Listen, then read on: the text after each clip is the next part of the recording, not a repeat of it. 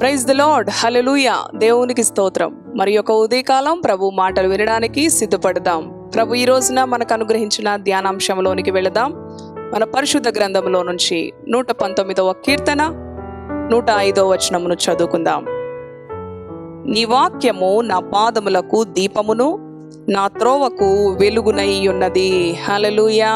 అవును కదండి, దేవుని యొక్క వాక్యము మన పాదములకు దీపమును, మన త్రోవకును వెలుగునై ఉన్నది. ఇటువంటి కృప ప్రభు మనకి అనుగ్రహించునుగాక.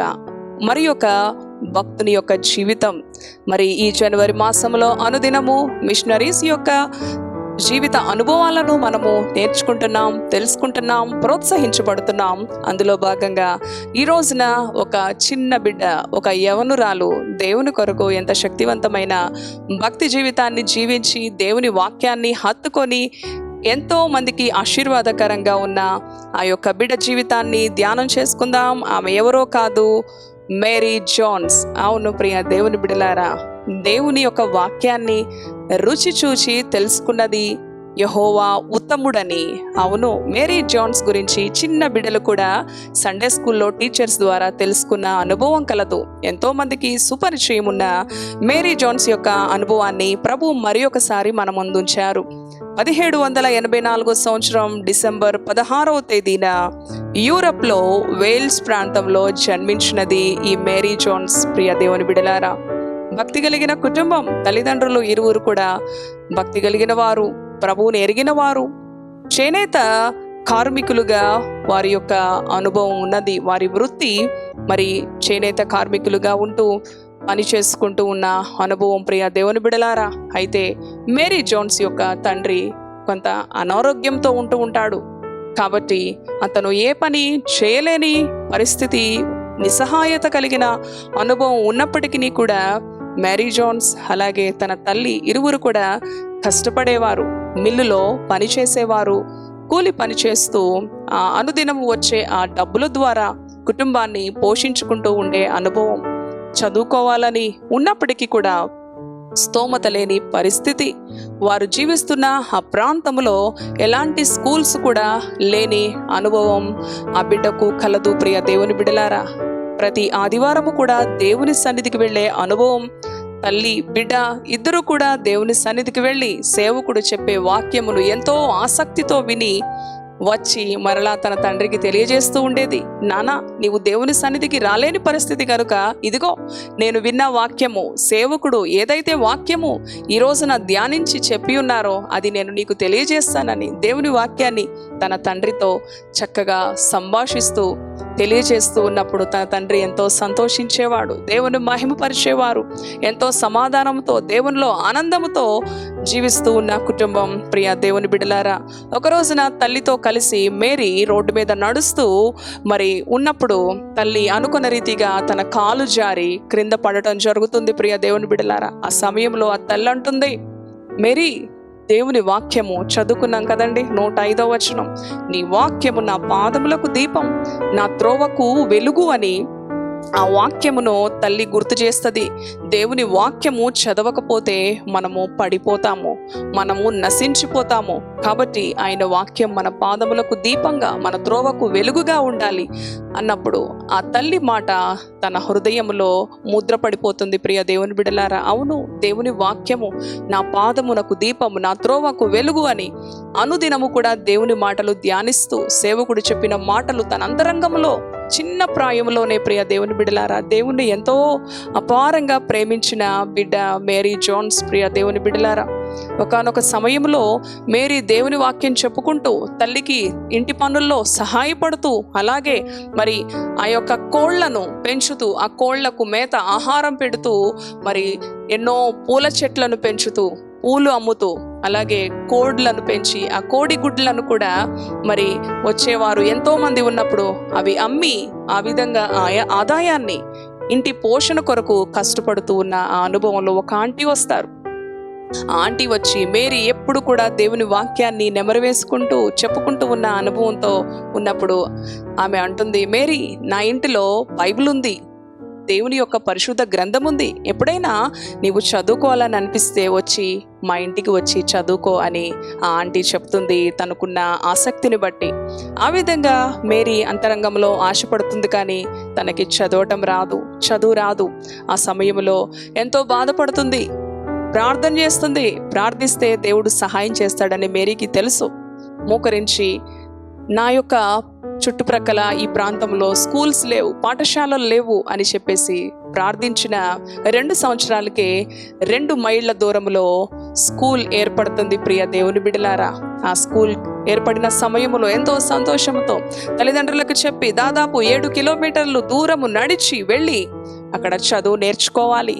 ఆ సమయంలో మేరీకి 10 సంవత్సరాలు వచ్చేసినాయి. ప్రియ దేవుని బిడ్డలారా, అటువంటి సమయంలో ఎంతో తృష్ణ, బైబిల్ చదవడం కొరకు నేను ఎట్లాగైనా చదువు నేర్చుకొని దేవుని వాక్యాన్ని ధ్యానం చేయాలి, దేవుని వాక్యాన్ని ప్రేమించాలి, హత్తుకోవాలి, వాక్యానుసారంగా జీవించాలి అంటే మేరీకి ఎంతో ఇష్టం కనుక దేవుని వాక్యము చదువుట కొరకు పాఠశాలకు వెళ్ళి విద్యను అభ్యసిస్తుంది.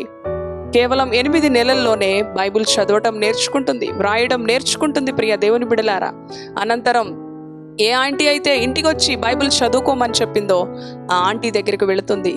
దాదాపు 7 కిలోమీటర్లు దూరం నడిచి వెళ్ళాలి, నడిచి రావాలి. అటు రీతిగా ప్రతి శనివారం కూడా వెళ్ళి ఆంటీ యొక్క గృహంలో బైబిల్ చదువుకుంటూ ఉంటుంది. ప్రియ దేవుని బిడ్డలారా, అటు రీతిగా చదువుతూ ఉండగా మేరీ మత్తయి సువార్త 7వ అధ్యాయంలో కొండ మీద ప్రసంగం గురించి చదువుతూ ఉన్న ఆ యొక్క సమయంలో, మరి మత్తయి 7:7లో ఉంటుంది కదా, అడుగుడి మీకు ఇవ్వబడును, వెదకుడి మీకు దొరుకును, తట్టుడి మీకు తీయబడును అని.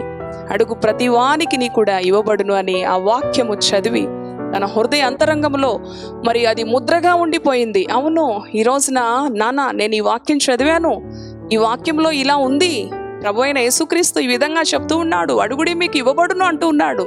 కాబట్టి నేను నా తండ్రిని అడుగుతాను, నాకు ఒక బైబిల్ కావాలి, నాకు ఒక పరిశుద్ధ గ్రంథం కావాలి. కానీ ప్రియ దేవుని బిడ్డలారా, ఆ దినాల్లో బైబిల్ కేవలము చాలా అరుదుగా ఉండేది. ధనవంతులైన మరి వారి గృహములోనే ఉండేది, మరి ముఖ్యులైన వారి గృహములోనే ఉండేది. ప్రియ దేవుని బిడ్డలారా, దాదాపు 7,000 భాషలు ఉన్నట్లయితే ఆ దినాలలో కేవలం 67 భాషలలోనే బైబిల్ ప్రచురించబడినది. చూడండి ఎంత అరుదుగా బైబిల్ గ్రంథం ఉండేదో ఆ దినాలలో. ప్రియ దేవుని బిడలారా, అటువంటి అనుభవంలో మేరీలో ఒక ఆలోచన వచ్చింది, నేను ఎలాగైనా కష్టపడి బైబిల్ని సంపాదించుకుంటాను, అదెంతో విలువతో కూడినది అయినప్పటికీ దానిని నేను ఎలాగైనా సంపాదించుకుంటానమ్మా, నేను ఈ రోజు నుంచి డబ్బులు దాచిపెడతాను అని.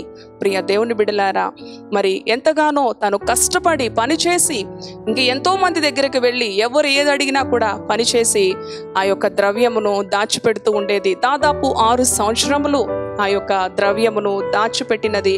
ప్రియ దేవుని బిడలారా, బైబిల్ కొరకు తను ఎంతగానో కష్టపడి 10 సంవత్సరముల నుంచి దాదాపు 16 సంవత్సరములు తనకు వచ్చే వరకు కష్టపడుతుంది.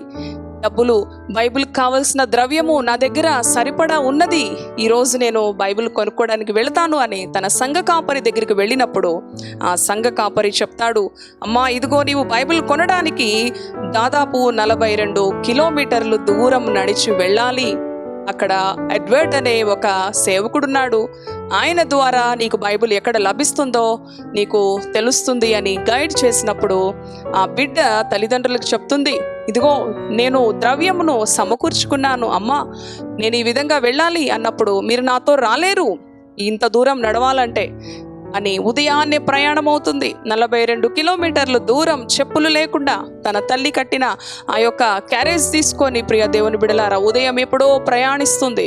కాలినడక మీద వెళుతూ ఉండగా మరి ఆ అడవి గుండా చెట్ల మధ్య ఎన్నో మరి అడవి మృగాలు ఉన్నప్పటికీ కూడా ఎంతో జాగ్రత్తగా దేవుని వాక్యం మనన చేసుకుంటూ, దేవుని వాక్యం చెప్పుకుంటూ, దేవుని స్తుతిస్తూ అలాగా ఎట్టకేలకు ఆ ఎడ్వర్డ్ అనే సేవకుణ్ణి కలుసుకుంటుంది. ఆయన అంటాడు, అమ్మా ఈ రాత్రి నువ్వు ఇక్కడ రెస్ట్ తీసుకో, చాలా చీకటి పడిపోయింది, ఉదయాన్నే లేచి ఆ చార్లెస్ అనే ఆ అంకుల్ దగ్గరికి మనం వెళదాం, ఏ అంకుల్ దగ్గర అయితే బైబిల్స్ ఉంటాయో ఆ అంకుల్ని కలుద్దాం వెళ్ళి అని చెప్పినప్పుడు తనకు కావలసిన ద్రవ్యము, బైబిల్ కావలసిన ద్రవ్యమును చక్కగా పెట్టుకొని ప్రయాణ అలసట చేత నిద్రిస్తుంది. ఉదయాన్నే లేచి మరి ఆ అంకుల్తో కలిసి చార్లెస్ దగ్గరికి వెళతారు. ప్రియ దేవుని బిడ్డలారా, ఆయన మరి ఒక 3 బైబిల్స్ ఆ వ్యక్తి దగ్గర ఉంటాయి. అవి ఆల్రెడీ సేల్ అయిపోయినాయి, వేరే వారికి అమ్ముడు పడినాయి. మరి వారు వచ్చి ఆ బైబిల్ని తీసుకోవాలి. ఆ సమయంలో మేరీ అంటుంది, నేను 42 కిలోమీటర్ల దూరం నడిచి దైవ గ్రంథం కొరకు వచ్చాను. ఇదిగోండి, నేను 6 సంవత్సరములు ఈ ద్రవ్యమును కష్టపడి సమకూర్చాను అని తను వచ్చిన విధం, తను తెలుసుకున్న విధం అన్నీ కూడా తెలియచేసినప్పుడు ఆ చార్లెస్ అనే భక్తుడు మరి కదిలించబడతాడు. ఈ చిన్న బిడ్డ, ఈ యవనురాలు పరిశుద్ధ గ్రంథము కొరకు ఇంత ప్రయాసతో, ఇంత కష్టముతో వచ్చినదే అని, ఎలాగైనా ఈ బిడ్డకి నేను బైబిల్ ఇవ్వాలి, లేదు అనొద్దు అని ఎంతగానో తన యొక్క కష్టమును, బాధను వ్యక్తపరిచినప్పుడు మేరీతో అంటాడు, మేరీ నువ్వు బాధపడకు, ఆ వచ్చే వారికి నేను ఎలాగోలా సమాధానం చెప్పుకుంటాను. ఇదిగో ఈ పరిశుద్ధ గ్రంథాన్ని నీకే ఇస్తాను, ఇది నీకే సరిపడుతుంది అని చెప్పి ఆ గ్రంథాన్ని ఇచ్చినప్పుడు దేవుని గ్రంథాన్ని హత్తుకొని ఎంతో సంతోషంతో దేవుని స్తుతిస్తూ ఆ బైబిల్ గ్రంథాన్ని తీసుకొని వెళుతుంది. ప్రియ దేవుని బిడ్డలారా, దేవుని మహిమ కొరకు ఎంతో శక్తివంతమైన జీవితం జీవించింది. ఒక సండే స్కూల్ టీచర్గా అనేక మంది చిన్న బిడ్డలకు కూడా దేవుని మాటలు కథల రూపంలో బోధిస్తూ దేవుని మహిమ కొరకు ప్రకాశించిన మరి బిడ్డ మేరీ జోన్స్. ఈ చార్లెస్ అనే ఈ యొక్క వ్యక్తి ఆలోచన చేశాడు, బైబిల్ చాలా అరుదుగా మరి ఎవరిలోనూ కూడా చాలా తక్కువగా పేదవారిలో, మరి పేదవారి గృహాల్లో బైబిల్ లేని పరిస్థితుల్లో ఉంటూ ఉండగా ఈ మేరీ యొక్క సాక్ష్యమును ఇంగ్లాండ్ దేశంలో అతను వెళ్ళిన చోటెల్లా చెప్తాడు. ఇదిగో పలానా వేల్స్ ప్రాంతం నుంచి 42 కిలోమీటర్ల దూరం నడుచుకుంటూ వచ్చి ఈ యవ్వనురాలు మరి ఈ విధంగా ప్రయాస చేత, కాలినడక చేత ఆ బైబిల్ కొరకు ఎంతో కష్టపడి ద్రవ్యంను సమకూర్చుకొని బైబిల్ కొరకు తప్పిస్తూ ఆ బైబిల్ను తీసుకొని వెళ్ళిన ఆ సంఘటన అంతా కూడా సాక్ష్యంగా ఆమె గురించి వివరిస్తూ ఉన్నప్పుడు అక్కడున్న ఆ ప్రాంత ప్రజలందరూ కూడా విరాళాలు ఇచ్చారు. దాదాపు 7,000 పౌండ్లు విరాళాలు ఇచ్చినప్పుడు ప్రియ దేవుని బిడ్డలారా, బైబిల్ సొసైటీని వారు ప్రారంభించారు. ఈ బైబిల్ సొసైటీ ద్వారా ఈ రోజున ఉచిత బైబిల్ కూడా అనేకులకు అందచేయబడుతూ ఉన్నాయి. చూడండి, దాని వెనుక కారణం మేరీ యొక్క సాక్ష్యం, మేరీ యొక్క భక్తి జీవితం, మేరీ యొక్క పట్టుదల. నీ వాక్యం నా పాదములకు దీపం, నా త్రోవకు వెలుగు అని ఎప్పుడైతే తన తల్లి బోధించినదో ఆ యొక్క వాక్యమును హత్తుకొని వాక్యానుసారంగా జీవిస్తూ దేవుని యొక్క వాక్యాన్ని రుచి చూచి అందులో ఉన్న మాధుర్యాన్ని, జుంటె తేనె దారల కన్నా నీ వాక్యము మధురమైనది అని చెప్పినట్లుగా, అవును యెహోవా ఉత్తముడని రుచించిన వారికే తెలుస్తుంది. మన గృహాల్లో ఎన్నో బైబిల్స్ ఉన్నప్పటికీ బైబిల్ చదవాలంటే సమయం సరిపోదు, మొబైల్ చూడాలంటే ఎంతో సమయం ఉంటుంది కదండి. ఈ దుర్దినాల్లో, ఈ అంత్య దినాల్లో మరొకసారి మనల్ని మనం బలపరుచుకుందాం, సరిదిద్దుకుందాం. దేవుని వాక్యపు వెలుగులో ఆయనకు సంతోషకరంగా మన జీవితాలు ఉండేలాగున విధేయత చూపుదాం ఆయన మాటలకు. ఇట్టి మాటలు ప్రభు మన వెనికిడిలో దీవించునుగాక. ప్రార్థన చేసుకుందాం. దయగలిగిన తండ్రి, పరిశుద్ధుడా, నీ పరిశుద్ధ నామానికి వందనాలు, స్తోత్రాలు, కృతజ్ఞతలు నాయన. మేరీ జోన్స్ యొక్క జీవితం, అవును ప్రభువా, పరిశుద్ధ గ్రంథాన్ని హత్తుకొని వాక్యపు వెలుగులో, అవును కదా నీ వాక్యమే నన్ను బ్రతికిస్తుంది, నా బాధలో నాకు నెమ్మదిస్తుంది, నా పాదములకు దీపం, నా త్రోవకు వెలుగయ్యా. నీ వాక్యము లేకపోతే మేము ఈ భూమి మీద బ్రతకలేం. అవునయ్యా, అనుదినము నీ వాక్యం చేత మమ్మల్ని ఆదరిస్తున్న దేవుడు, ధైర్యపరుస్తున్న దేవుడు, కృప చూపుతున్న దేవుడు. ఈ మాటలు విన్న నీ బిడ్డలు నీ వాక్యాన్ని హత్తుకొని, దావీదు భక్తుడు అంటున్నాడు, వెండి బంగారముల కంటే నీవిచ్చిన ధర్మశాస్త్రము నాకు మేలు. అట్టి రీతిగా నీ వాక్యాన్ని వెండి కన్నా, బంగారము కన్నా, ఈ లోకములో సమస్త విలువైన వాటికన్నా నీ వాక్యము మిన్నయైనదని నీ వాక్యాన్ని హత్తుకొని నాయనా, నీ వాక్యమును అనుదినము పఠిస్తూ ధ్యానిస్తూ వాక్యానుసారంగా జీవించే కృప నీ బిడ్డలకు అనుగ్రహించమని యేసు పరిశుద్ధ నామములో ప్రార్థిస్తున్నాను తండ్రి. Amen. Amen. Praise the Lord. God bless you.